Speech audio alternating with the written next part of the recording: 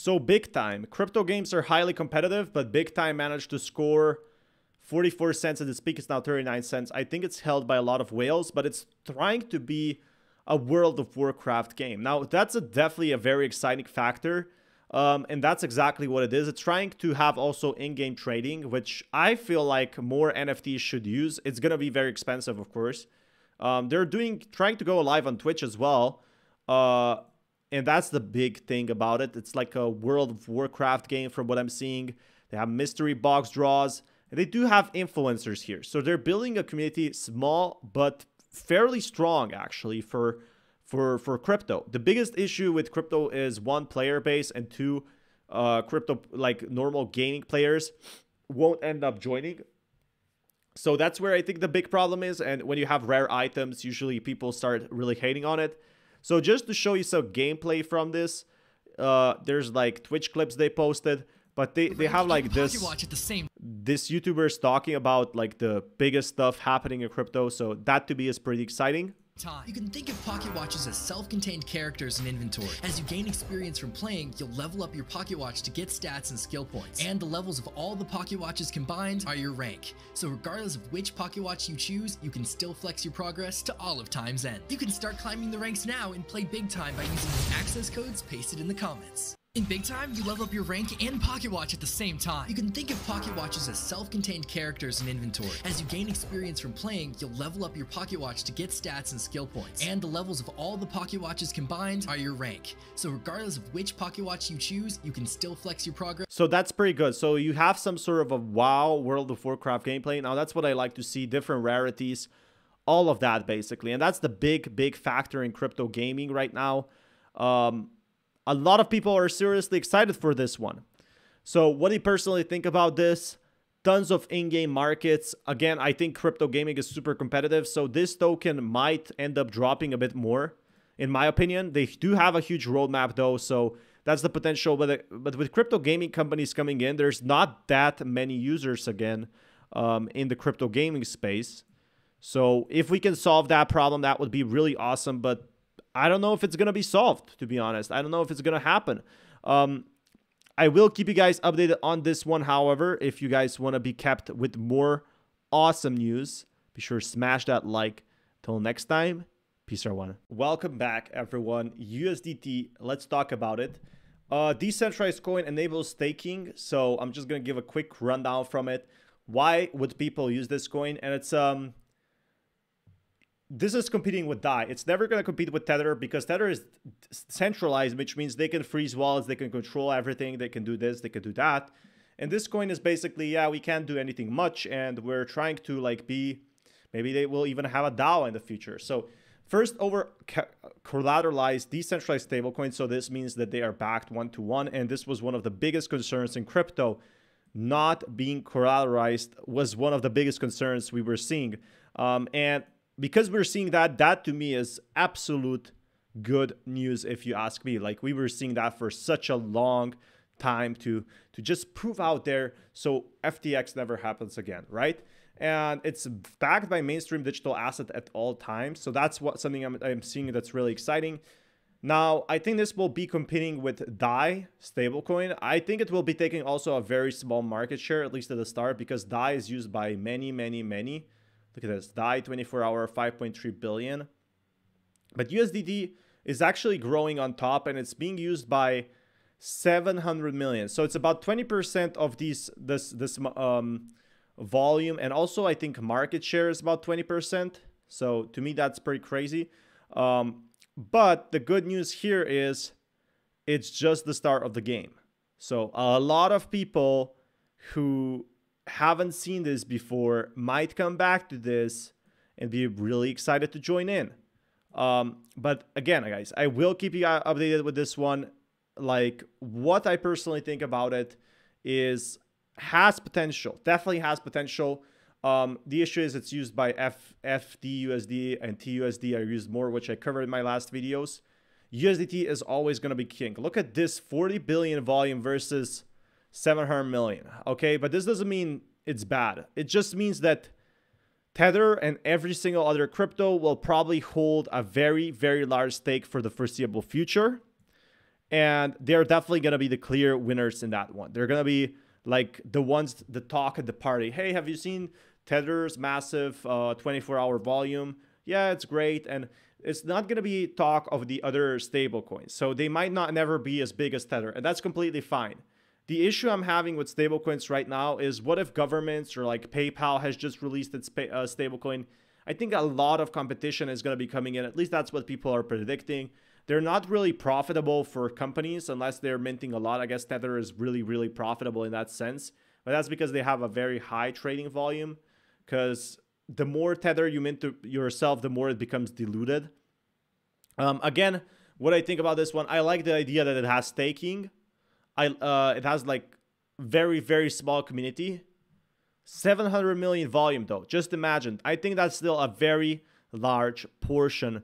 So if you guys want more content like this, be sure to smash that like button, and I will keep you guys updated with more awesome content like this. Until next time, peace everyone. So yeah. So what's Saros? Saros hasn't been listed on Bybit yet, which is absolutely amazing news. It's the ultimate app designed to redefine your Web3 experience on Solana. Was initially launched to DEX and strategically evolving into a compressive product. So we all know decentralized exchanges, they aren't really the talk of the town anymore. They aren't really used by anyone. And yeah, let's be honest here. They're not the biggest thing that we were expecting, right?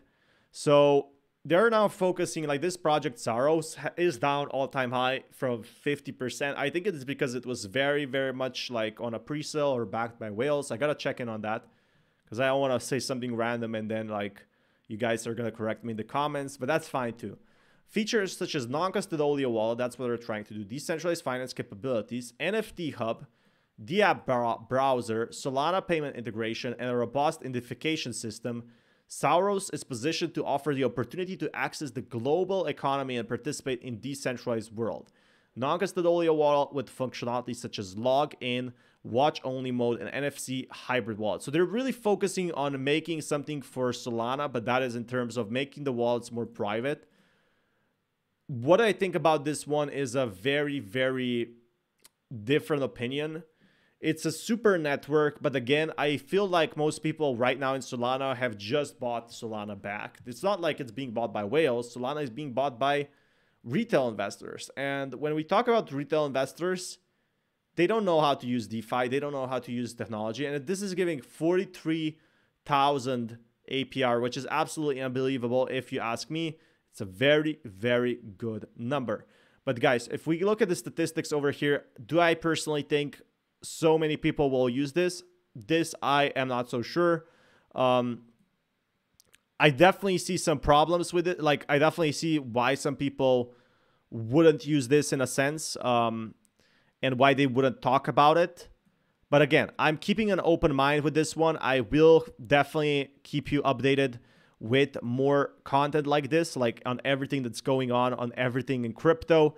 So if that's something you want to be kept up to date with more content, be sure to smash that like button as well. Right now, does this one have potential? Hard to say. Could be a yes or no, could be a left or right. It's way too early to say what will happen with Saros.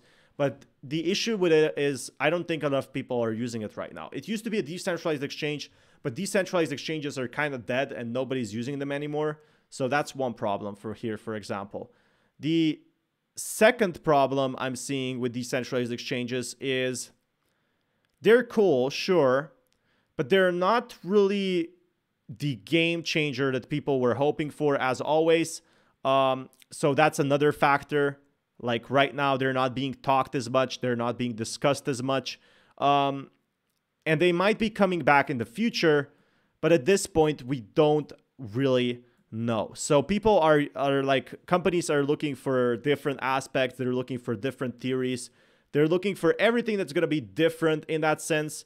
And it's not going to be these exchanges for the start. Now, if we get to the point, because so I don't talk just endlessly, will this grow?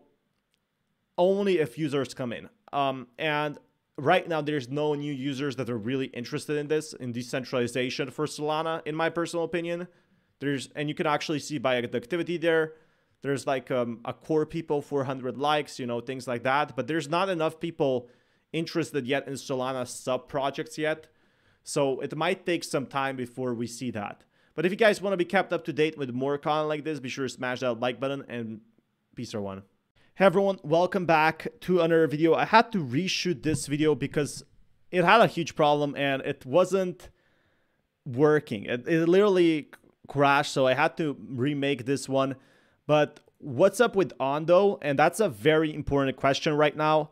Seems like Ondo is used by a lot of key players in that sense. So that to me is a very, very exciting factor that a lot of institutions have been talking about. Now, if we look at the big players over here, does this token have potential? And my honest opinion would be, yes, it does right now, because what the important thing is, DAO is rising, and that's a very, very awesome thing. Ondo has been exploding in the past few days, so that is pretty good. And for that reason, it actually hasn't been listed on the big exchanges. It's actually a DAO token. So Ondo, if you look over here, if you scroll down, is the DAO token holders exercise over DAO and Flux Finance. Flux Finance has been growing, and if also we look at their Twitter, this has also been growing in that sense. So there's two major factors why these tokens have been growing. It's not just one. That's what got me really excited. This word, institutional grade finance on chain, and they even partnered with Solana.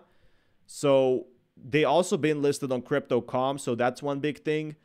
It's on chain of this stuff. So there's definitely a lot of excitement about this one, why it's talked so much by these big crypto players. But if you guys want more content like this, be sure to smash that like button, and I will keep you guys updated with more news and everything that's going on. Right now, this token, is it going to be big? Is it going to be small? Still, a lot of people are very much unsure of what's going to be happening with it. Personally, I think it has potential just because institutions, the guy who made this literally worked for Goldman Sachs. So Ondo Finance has that advantage that others don't have in that sense.